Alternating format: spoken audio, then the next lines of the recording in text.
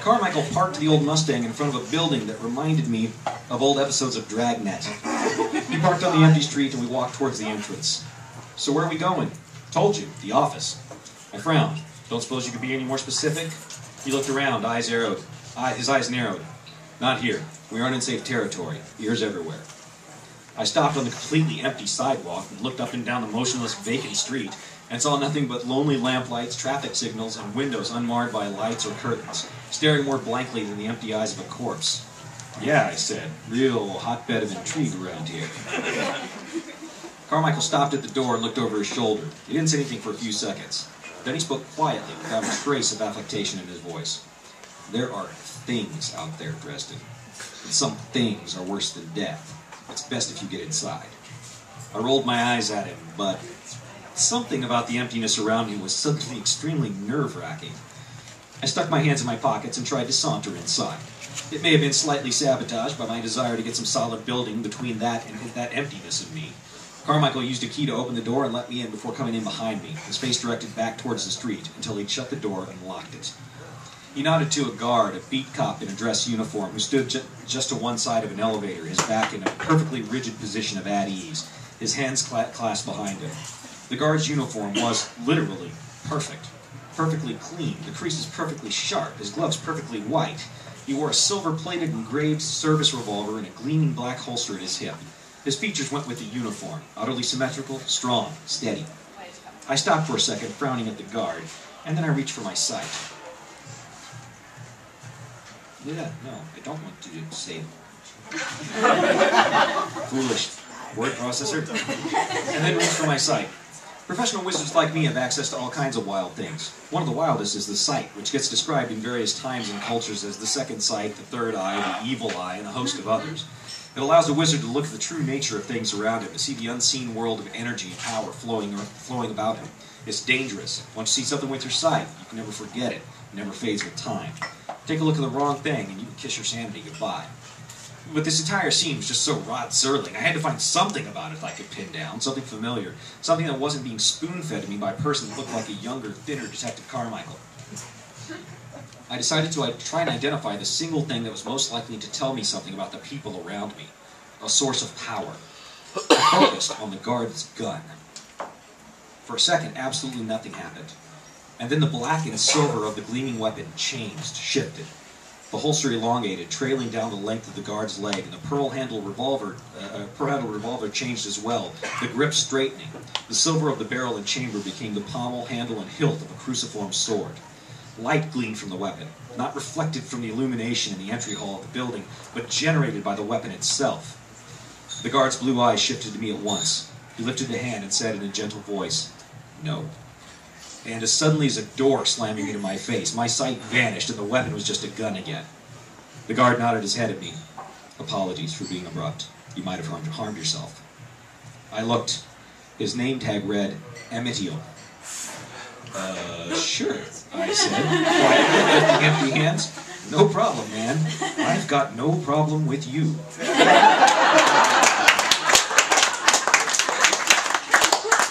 Carmichael nodded respectfully to the guard and jammed a thumb down on the button to summon the elevator. It opened at once. "Come on, Mr. Man. Time's a-wasted."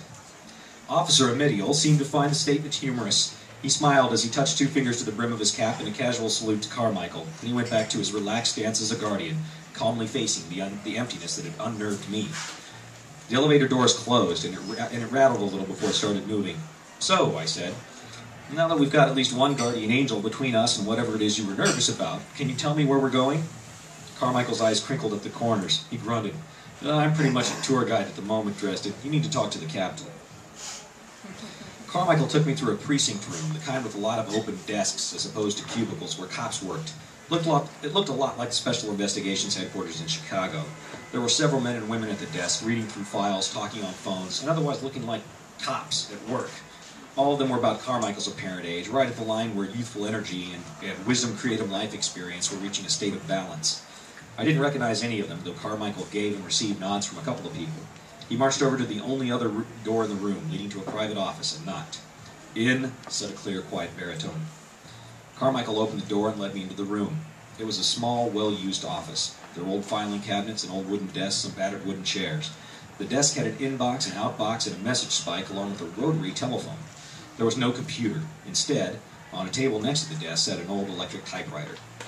The man behind the desk was also more or less Carmichael's age, and he looked like a professional boxer. There was scar tissue here and there around his eyes, and his nose had been frequently broken. He had his suit jacket hanging up over the back of his chair, and his shoulders and biceps strained the fabric of his white shirt sleeves. He had them rolled up to the elbow, revealing forearms that were approximately as thick as wooden telephone poles, and looked every bit as strong. His hair was blonde, his eyes blue, his jawline heavy enough to make me think of a bulldog, and he looked familiar somehow. "Jack," Carmichael said, "this is Dresden." Jack looked me up and down, but he didn't get up. He didn't say anything either. "He's always this way before he's had his cup of coffee," Carmichael told me. "Don't take it personal." "Hey, coffee," I said, into the silence that followed. "That sounds good." Jack eyed me for a moment. Then he said in that same mellifluous voice, "Dresden, are you hungry?" "No."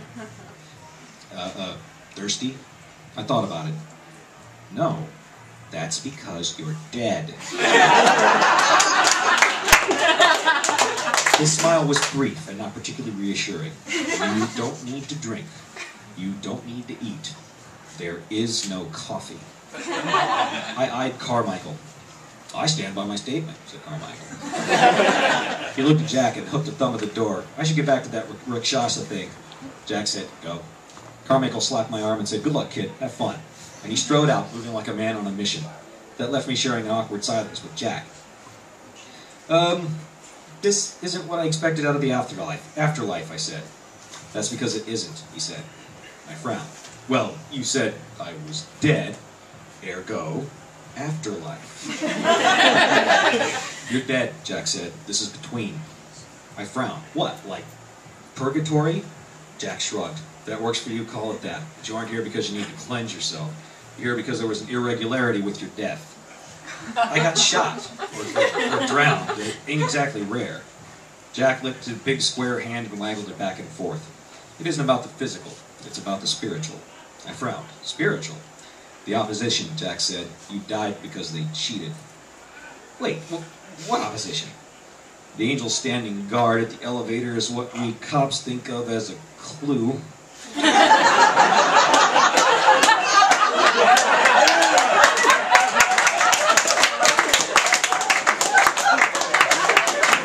"You need me to maybe draw you some pictures?" "Hell, if you need, like actual fallen angels." "Not exactly, but if you want to think of it that way, it works, sort of. What you need to know is that they're the bad guys." "That's why I'm here," I said, "because they broke some sort of cosmic rule. You were getting in their way. They wanted you gone. They broke the law to make it happen. That makes you my problem." I frowned at him and looked down at myself. I noticed idly that I was wearing jeans, a plain black t-shirt, and my black leather duster, which had been torn to shreds and consigned to the waters of the lake an hour or three before I got shot. I mean, my duster died. But I was wearing it, whole and good as new. Which was when it really, really hit me. I was dead. I was dead! Chicago, the White Council, my enemies, my friends, my daughter, they were all gone. Obsolete. And I had no idea whatsoever what was going to happen to me next. The room felt like it started spinning. My legs started shaking. I sat down on the chair opposite Jack's seat. I felt a steady regard on me, and after a moment he said quietly, "Son, it happens to all of us. It's hard to face, but you gotta relax and focus or there's nothing I can do for you." I took some deep breaths with my eyes closed.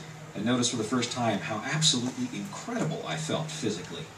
I felt like I had when I was a kid, when I was full of energy and the need to expend it doing something enjoyable. My limbs felt stronger, quicker, lighter. I looked at my left hand and saw that it was no longer covered in scar tissue due to the burns I'd received years ago. It was whole, as if it had never been harmed. I expanded on that logic and realized that I didn't actually feel all that incredible. I was simply missing an entire catalog of injuries and trauma. The faded, years-old scar I'd given myself on my right forearm where my knife had slipped while cleaning fish my grandfather and I had caught was missing also. The constant, slowly growing level of aches and pains of the body was simply gone, which made sense enough since my body was gone too. The pain had stopped. I mopped at my face with my hand and said, "Sorry, it's kind of a lot to take in." His smile appeared again. Just wait. See, I felt irritated at his tone. It was something to hang on to, and I planted my metaphoric heels and dragged the spinning room to a stop. So who are you, I asked, and how can you help me?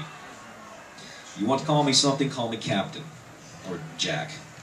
Or Sparrow, I asked.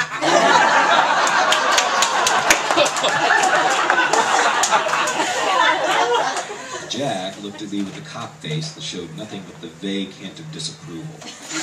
He reached across the desk and slid a file folder to the blotter in front of him. He opened it and scanned over the contents. Look, kid, you're stuck here. You aren't going anywhere until we get this discrepancy sorted out. Why not? Because what comes after isn't for people who are rubbernecking over their shoulders or bitching about how unfair they had it, Jack said, his expression frank. So we sort out how you got screwed over, and then you get to move on to what's next. I thought of being trapped in the hollow shell of the city outside and shuddered. Okay, how do we fix it? You go back, Jack said, and you catch the scum who did you. Back, I said. Back to Earth. Yeah, Jack said, Chicago. He closed the folder and dropped it into his outbox. You gotta find out who killed you. I arched an eyebrow at him. You're kidding. He stared at me, his expression as jovial as a mountain crag. I rolled my eyes. You want me to solve my own murder? He shrugged. You want a job here instead? I can set you up. Oh, I said, shuddering again. No. Okay, he said. Any questions? I said, what do you mean when you say you're sending me back? I mean, back to my body, or... Nah, he said, isn't available. Isn't how it works. You go back as you are. I frowned at him and then down at myself. As a spirit, I said. He spread his hands as if I had just comprehended some vast and weighty truth. Don't hang around for sunrise. Watch out for thresholds. You know the drill.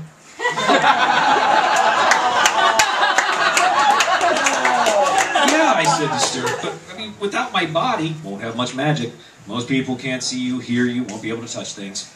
I stared at him. How am I supposed to find out anything like that? I asked. Jack lifted both hands. Kid, I don't make the law. I make sure it gets observed. He squinted at me. Besides, I thought you were a detective. I clenched my jaw and glared at him. My glare isn't bad, but he wasn't impressed. I exhaled slowly and then said, solve my own murder. He nodded. Anger rose up from my chest and entered my voice. I guess it isn't enough that I spent my adult life trying to help and protect people. There's something else I have to do before going off to meet St. Peter. Jack shrugged. Don't be so certain about that. With your record, son, you might just as easy find yourself on a southbound train. Hell, I spat. You know what hell is, Captain Sparrow? Hell is staring at your daughter and knowing you'll never get to touch her again, never get to speak to her, never get to help her or protect her. Bring on the lake of fire. Wouldn't come close. In point of fact, Jack said calmly, I do know what hell is. You aren't the only dead guy with a daughter, Dresden. I sank back in my chair, frowning at him, and then turned my head to stare past him to a simple landscape painting on the wall. If it makes any difference, Jack said, 3 of the people you love will come to great harm, unless you find your murderer. What do you mean, harm? I asked. Maimed, changed, broken. Which 3? I asked. Can't tell you that, he said. Yeah, I muttered, I bet you can't. I thought about it. Maybe I was dead, but I sure as hell was not ready to go. I had to make sure the people who'd help me take on the Red King were taken care of. My apprentice, Molly, had been badly wounded in the battle, but that wasn't her biggest problem. Now that I was dead, there was nothing standing between her and a summary beheading at the hands of the White Council of Wizards. And my daughter, little Maggie, was still back there. I deprived her of a mother, just as someone else had deprived her of a father. I had to make sure she was taken care of. Thomas, my half-brother, I couldn't just leave him hanging. I needed to tell him goodbye, just as I needed to tell my grandfather and Karen. God, what had Karen found when she came to the boat to pick me up? A giant splatter of blood? My corpse? She was misguided and stubborn enough that I was sure she would blame herself for whatever had happened. She'd tear herself apart. I had to reach her somehow, and I couldn't do that for this spiritual Antarctica. Could they be the ones the captain was talking about? Or was it someone else? Damn it.